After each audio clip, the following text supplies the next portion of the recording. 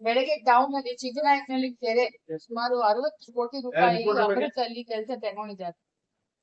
Strengthening, ಬಂಡ್ strengthening ಮತ್ತು clay lining ಮಾಡಿದ್ರೆ ಅಲ್ಲಿ ನೀರನ್ನು ತುಂಬಿಸಬಹುದು ಹೇಮಾವತಿ ನೀರು ಬಂದಾಗ.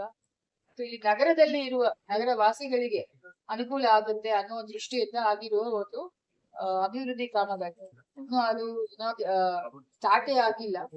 ಹಾಗಾಗಿ ನಾವು ಚೀಫ್ ಆಫೀಸರ್ಗೆ ಮತ್ತು ಅರ್ಬನ್ ವಾಟರ್ ಸಪ್ಲೈ ಬೋರ್ಡ್ ಅವರಿಗೆ ಕಟ್ಟುನಿಟ್ಟಾಗಿ ಅವರಿಗೆ ಸೂಚನೆ ಕೊಟ್ಟಿದ್ದೇವೆ.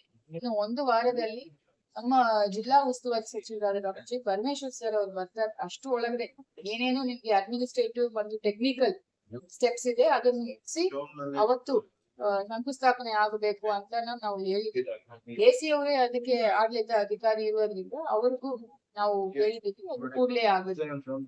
ಅದಾದ್ಮೇಲೆ ನಗರದಲ್ಲಿನೇ ಒಂದ್ 2-3 ಪಾರ್ಕ್ಸ್ ವೇರಿಯಸ್ ವಾರ್ಡ್ಸ್ ಅಲ್ಲಿ ಇದೆ. ಇಷ್ಟು ದೊಡ್ಡ ಪಾರ್ಕ್ಸ್ ಏನು ತುಮಕೂರಲ್ಲಿ ಇರುವಷ್ಟು ಸೈಜ್ ಇದೆ, ಮತ್ತೆ ಅಲ್ಲಿ ಕೂಡ ಇನ್ನೂ ಅಭಿವೃದ್ಧಿ ಆಗಿಲ್ಲ. ಅದನ್ನು ಕೂಡ ಅವರಿಗೆ ಹೇಳಿದ್ದೀವಿ.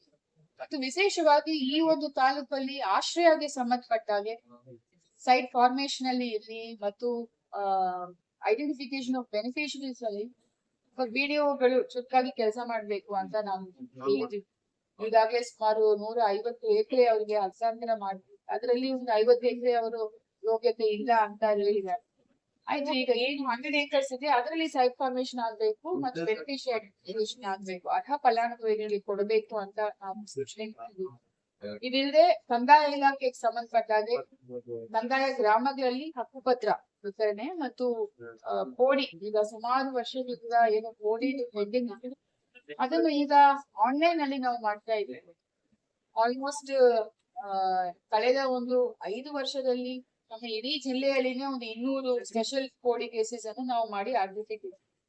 ಈಗ ಕಳೆದ 1 ವರ್ಷದಲ್ಲಿ ಸುಮಾರು 10,000 ಕೇಸಸ್ ಈಗ ಅಳತೆ ಆಗಿದೆ. 5,000 ಕೇಸ್ಗಳು ಈಗಾಗಲೇ ನಾವು ಮಾಡಿದ್ದೀವಿ.